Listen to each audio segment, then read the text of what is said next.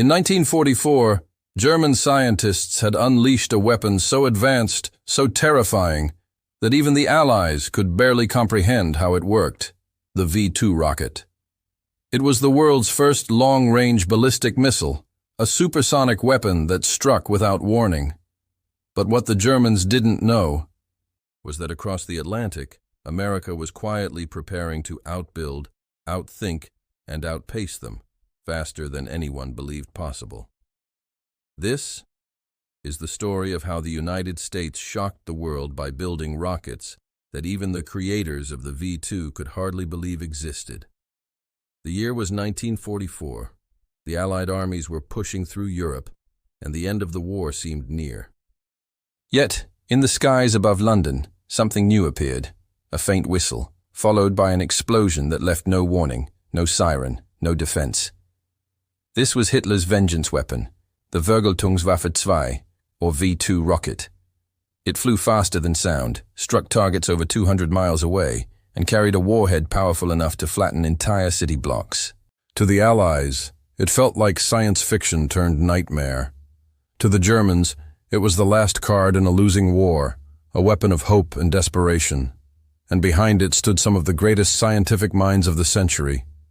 Men like Wernher von Braun, Walter Dornberger, and their secret facility at Peenemünde, a site hidden on Germany's Baltic coast, where technology leaped years ahead of its time. At Peenemünde, engineers worked tirelessly to perfect a machine that could reach the edge of space. The V-2S engines were fueled by a volatile mix of alcohol and liquid oxygen, and its guidance systems used gyroscopes that seemed like something from the future.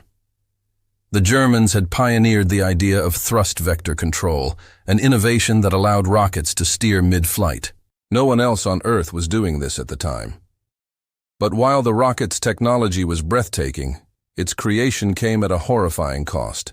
Thousands of forced laborers, mostly from concentration camps like Mittelbau-Dora, were worked to death assembling the weapons underground after Allied bombers destroyed Peenemünde.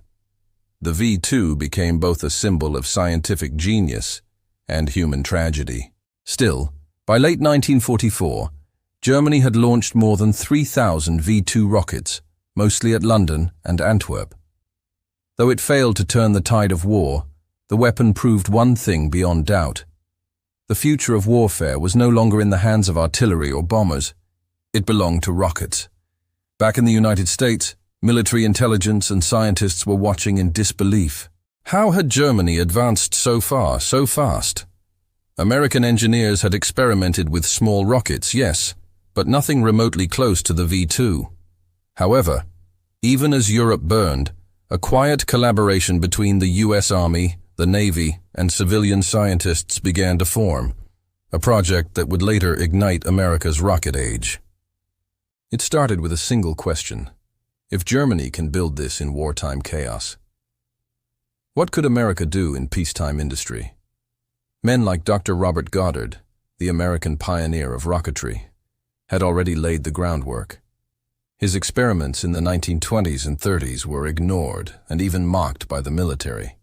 But now, suddenly, his old research papers were being dusted off. Goddard's concepts of liquid-fueled rockets, turbopumps, and altitude control systems, once dismissed as fantasy, became the blueprint for the next great leap forward. The U.S. military realized something vital. If they could capture the German scientists and their technology before the Soviets did, America could own the future. As the war in Europe neared its end, the Allies rushed to capture Germany's most precious resource: not gold, not oil, but brains. This became Operation Paperclip, a secret program that would forever change the balance of global power. American forces scrambled across Germany, seizing blueprints, rocket parts, and, most importantly, the men behind them. Wernher von Braun and his team, fearing capture by the Soviets, surrendered to the Americans in May 1945. Von Braun later recalled, "We knew that in America we could continue to build rockets, not as weapons, but as tools for exploration." Soon after, entire trains loaded with V-2 parts were shipped across the Atlantic to the White Sands Proving Ground in New Mexico. It was there that America's rocket dream would be reborn, this time under a different flag. And what happened next would leave the German scientists stunned, because the nation that once lagged behind was about to build rockets faster than they had ever imagined. The men of Peenemünde had believed they were unmatched, that no other country could match their precision or speed. But in just a few short years, the Americans would turn captured V-2s into stepping stones toward an entirely new frontier. How did the U.S. go from studying enemy weapons to creating rockets that even their inventors couldn't believe? And what secret race began between the Germans, the Soviets, and the Americans? Not for victory in war, but for dominance beyond Earth itself. The war was over. Germany was in ruins, but its technology, its secrets, were still alive. When the smoke cleared in 1945, American engineers and scientists finally got their first up-close look at the mysterious V-2 rocket, and what they found left them speechless. Inside the steel shell of the weapon that had terrorized London lay a masterpiece of engineering. Turbo pumps, complex fuel injectors, guidance gyros, and an aerodynamic design decades ahead of anything the Allies had built. One American engineer reportedly said, "It was like opening a time capsule from the future." But now, those secrets belonged to the United States.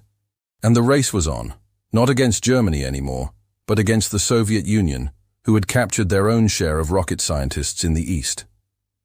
The U.S. Army quickly launched Operation Paperclip, the covert mission to bring German rocket experts to America. Officially, it was for research. Unofficially, it was a race to keep these men out of Soviet hands. Werner von Braun, along with over 120 key engineers and scientists, arrived quietly in the United States. They were given new homes, new identities, and most importantly, new missions. They were relocated to Fort Bliss, Texas, and later White Sands Proving Ground in New Mexico, where they would begin reassembling the V-2 rockets from the piles of parts that had been shipped from Germany. The work was grueling. Many of the rockets had been damaged or mislabeled during transport, and documentation was incomplete. But with every test, every launch, the Americans learned and adapted. By April 1946, the first reconstructed V-2 was launched in the New Mexico desert. It roared into the sky at over 3,500 miles per hour and climbed past 70 miles in altitude, farther than any U.S. missile had ever flown. For the German scientists, it was a strange mix of pride and disbelief. Their once secret weapon, born in wartime secrecy, was now being launched under the American flag. Here's where things took a dramatic turn. Unlike Nazi Germany, where rocket production was hampered by shortages, bombing, and forced labor, the United States had something the Germans could only dream of: unlimited industrial capacity. The Americans began studying how to mass-produce rocket components the same way they had built Liberty ships and Sherman tanks, in assembly lines, with standardized parts and scalable processes. And this is where the German scientists began to realize something shocking. While they had spent years crafting each V-2 by hand, the Americans were building an entire rocket industry from scratch, faster, larger, and far more organized. In 1946, the newly formed Army Ordnance Corps and the Navy Bureau of Aeronautics both started rocket programs, not just copying German designs, but improving on them. They began integrating American-made control systems, new guidance computers, and more efficient fuel mixtures. The Germans were impressed. They had believed their work was the pinnacle of rocket science. Now they were watching a nation turn their wartime masterpiece into a peacetime technology factory. At the same time, the American military wasn't just thinking about missiles, they were thinking about flight itself.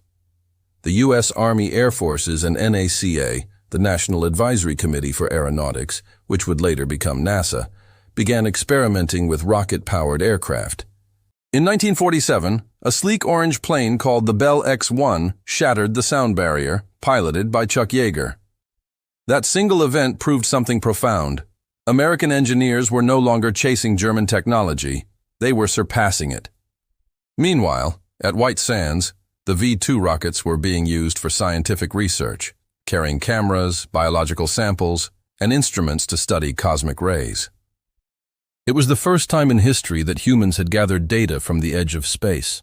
The rocket that had once been a weapon of terror was now an instrument of discovery. And to the astonishment of the German engineers working there, America was producing test rockets and experimental designs at a rate that Peenemünde could never have imagined. One of the American officers stationed at Fort Bliss recalled a conversation with von Braun.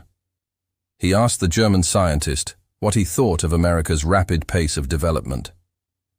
Von Braun reportedly smiled and said, "In Germany, we had the ideas, but here, you have the factories." The Germans had pioneered rocket science, but the Americans industrialized it. In less than 2 years after the war, America had gone from studying captured blueprints to launching dozens of test rockets, some built entirely with domestic parts. It was a transformation so fast, so efficient, that even the German scientists who had created the V-2 were stunned. Because deep inside the U.S. Army's research divisions, a new generation of rocket, bigger, faster, and far more powerful than the V-2, was already taking shape. And when the Soviets entered the race, that innovation would explode into a full-scale technological war, unlike anything the world had ever seen. By the late 1940s, the world was no longer divided by trenches or battlefields. It was divided by science. The Cold War had begun, and the new weapons of power were no longer tanks or bombers. They were missiles, machines capable of delivering destruction across continents. The United States and the Soviet Union both knew that whoever controlled rocket technology would control the future. And at the heart of that race stood two former German teams. One, led by Werner von Braun, was now working for the Americans. The other, led by Helmut Grötrup and other captured engineers, had been taken to the Soviet Union. The same men who once worked side by side at Peenemünde were now developing weapons for opposite superpowers. The race that began in the ruins of Germany was about to ignite into a global rivalry. In 1948, intelligence reports reached Washington. The Soviets had tested their own version of the V-2, called the R-1. It was nearly identical to the German design, but the implications were staggering. If the Soviets could replicate the V-2, they could soon improve upon it. And that meant one day, a rocket could deliver a nuclear bomb directly to American soil. The Pentagon was alarmed. America's nuclear advantage would mean nothing if the Soviets could bypass defenses entirely. The response was immediate: expand research, accelerate production, and push the boundaries of rocket engineering, faster than ever before. But the Germans at White Sands were running into a new kind of frustration. The U.S. government didn't just want bigger rockets. They wanted reliable, mass-producible, and intercontinental rockets. The kind that could be built by the hundreds, not the handfuls Peenemünde had managed. And so began the transformation of von Braun's team from scientists into engineers of mass production. The early years were filled with failures, spectacular, fiery failures. One V-2 test at White Sands veered off course and exploded in mid-air. Another crashed just seconds after takeoff. The Germans shook their heads. Too many cooks, too many bureaucrats, too many rules. But the Americans saw it differently. Every explosion was data, every mistake a lesson. By 1949, America had launched more than 60 V-2 rockets, gathering mountains of telemetry and test results. Soon the Army's Project Hermes evolved into something bolder, the development of an all-American rocket, the Redstone. The Redstone would be faster, safer, and more precise. It was the direct descendant of the V-2, but built with American innovation and industrial muscle. Meanwhile, the Navy pursued its own project, the Viking rocket, developed by the Glenn L. Martin Company. Unlike the V-2, the Viking wasn't a weapon.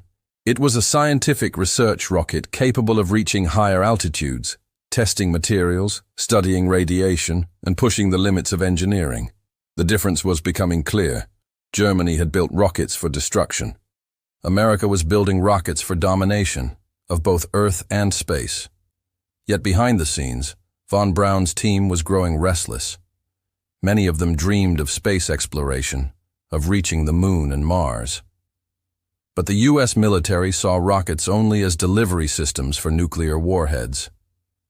Von Braun wrote proposals for peaceful space projects, including a massive orbital station and missions to the Moon. they were ignored. In one letter to the Pentagon, he famously warned, "If we do not pursue space now, others will." He was right, and soon that warning would become prophecy. While von Braun was constrained by red tape and divided military programs, the Soviets were moving faster, far faster than American intelligence realized. Their engineers, led by Sergei Korolev, weren't just copying German designs anymore. They were improving them, creating larger engines, better guidance systems, and unified military control over rocket development. The Germans working under Korolev in the Soviet Union couldn't believe how quickly he moved. One of them later said, "In Germany, it took years to get approval for one design change. In the USSR, Korolev made them overnight." By 1953, von Braun's American team had achieved something remarkable.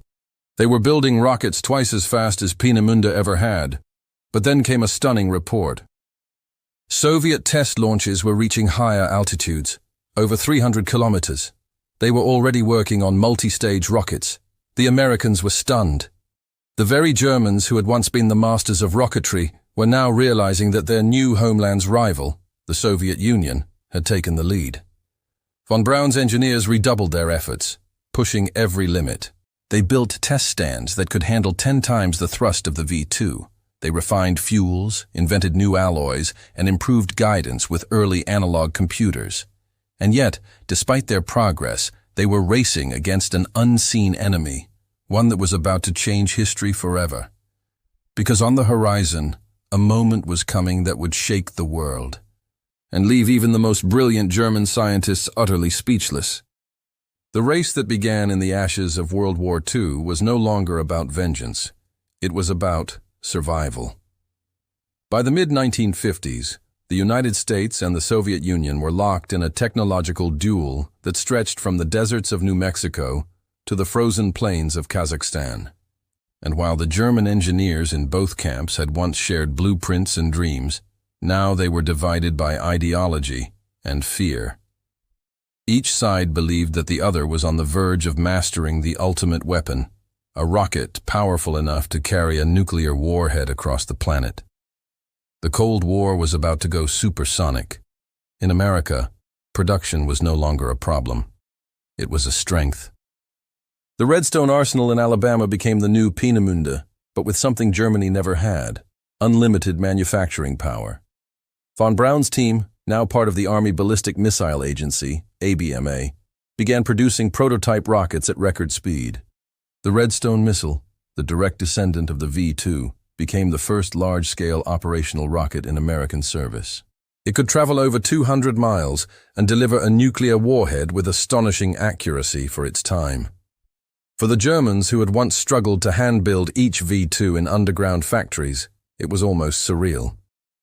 They watched as American engineers built and tested rockets in weeks, not months. One German scientist reportedly told an army colonel, "At Peenemünde, this would have taken us a year." To which the colonel replied, "In America, we don't have a year." The pace was relentless and necessary, because the Soviets were about to deliver the biggest shock of all. On October 4, 1957, a metallic sphere the size of a beach ball streaked across the night sky. It emitted a faint, rhythmic beep, beep, beep that could be heard on radios around the world. That sound wasn't just a signal, it was a declaration. The Soviet Union had launched Sputnik 1, the world's first artificial satellite. The news hit America like an earthquake. The headlines screamed, "Reds launch satellite into space," and "Soviets beat US in space race." For the first time, Americans looked up at the night sky and realized that their rival could put something, or someone, above them.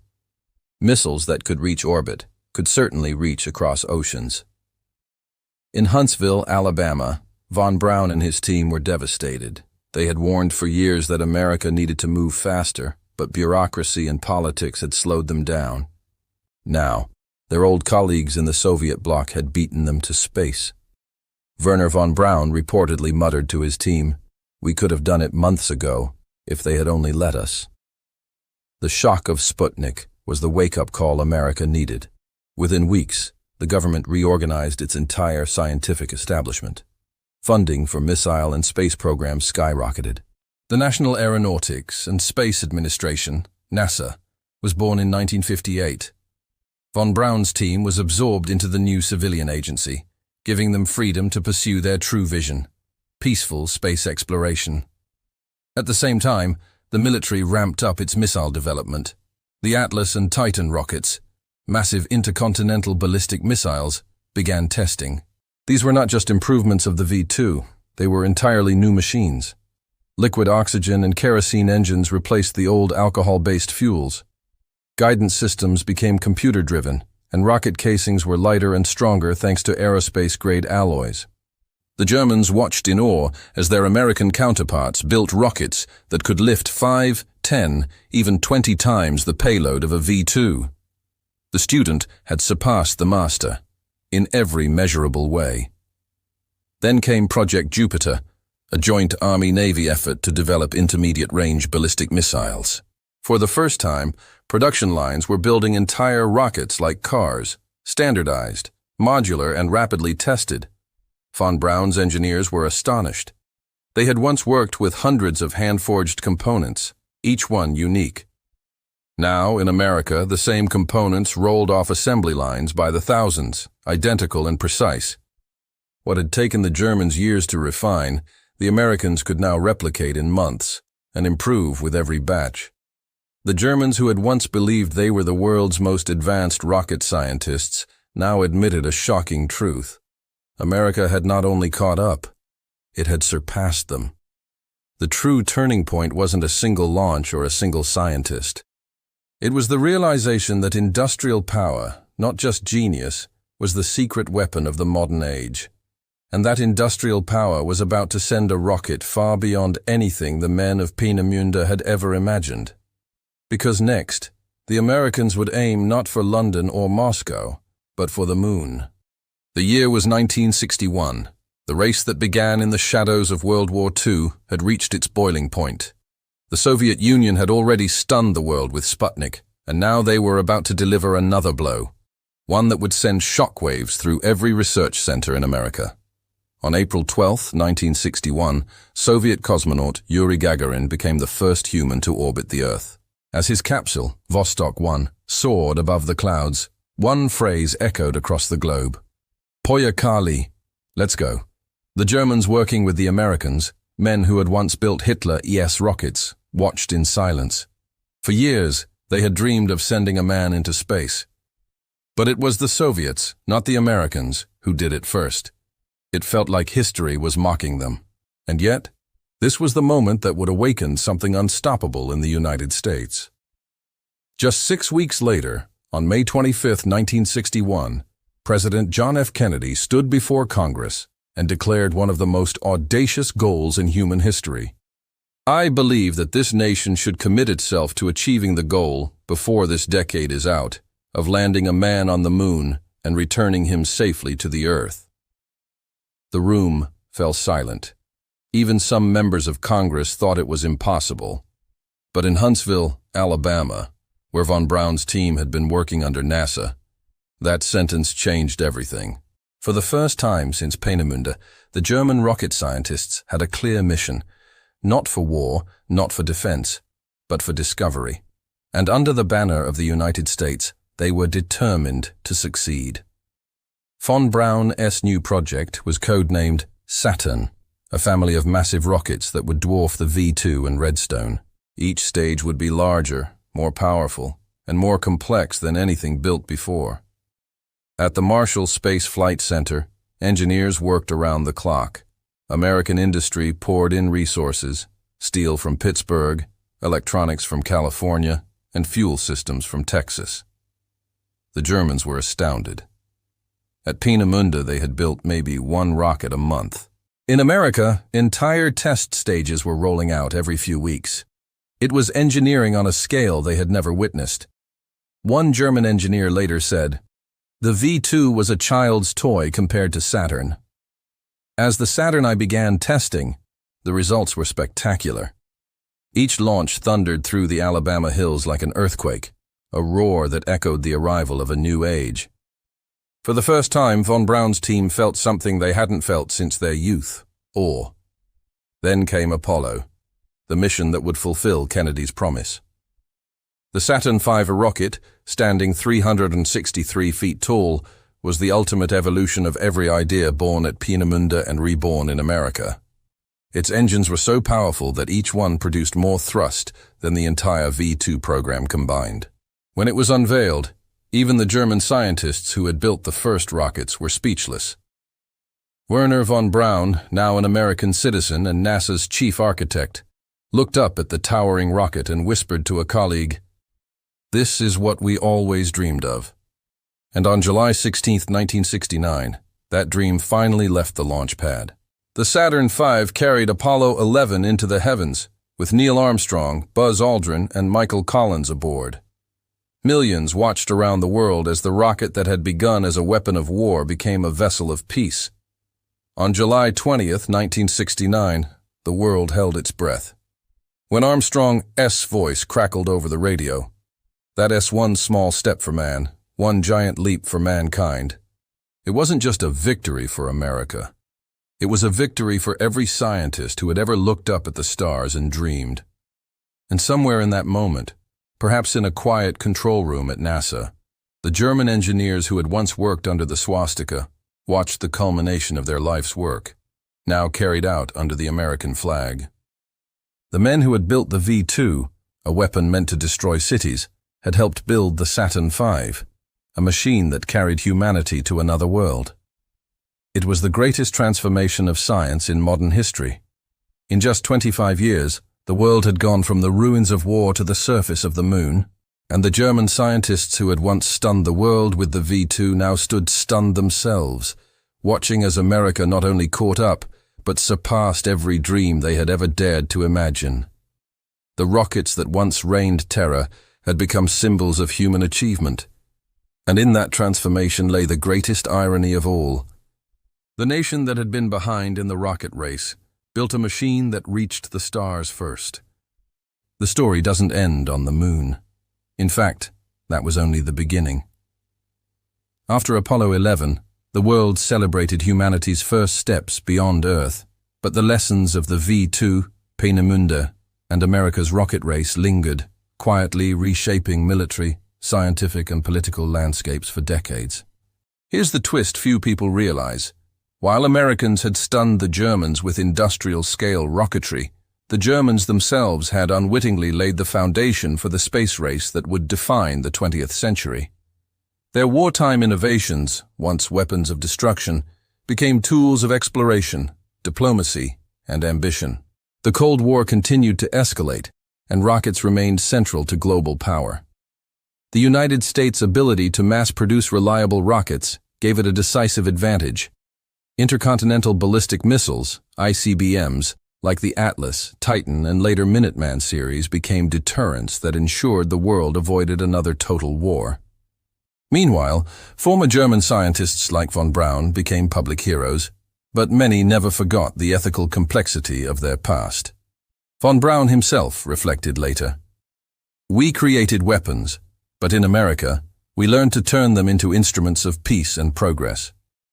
The German scientists had seen firsthand what industrial efficiency and scientific freedom could achieve, and how dramatically it could surpass what they had accomplished in wartime Germany.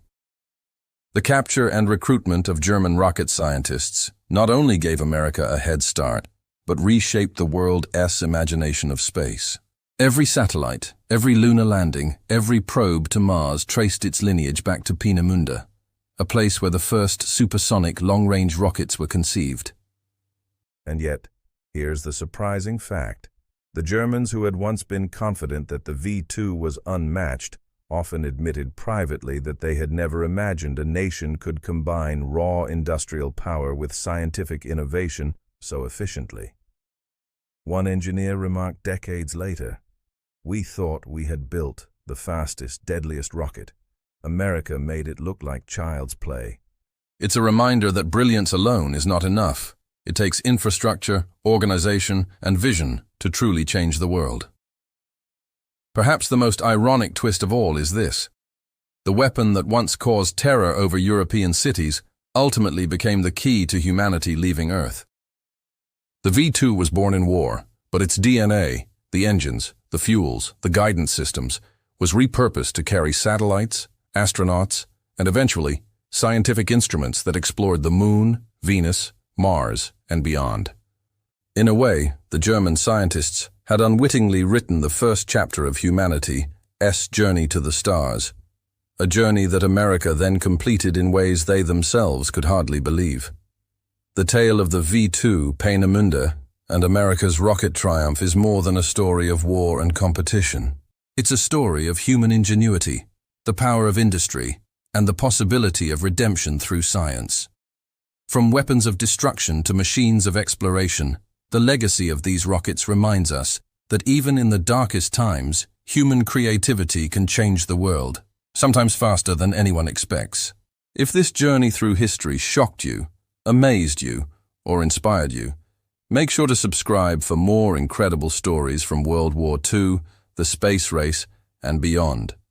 Every rocket has a story, and the next one could change everything again. Don't miss it.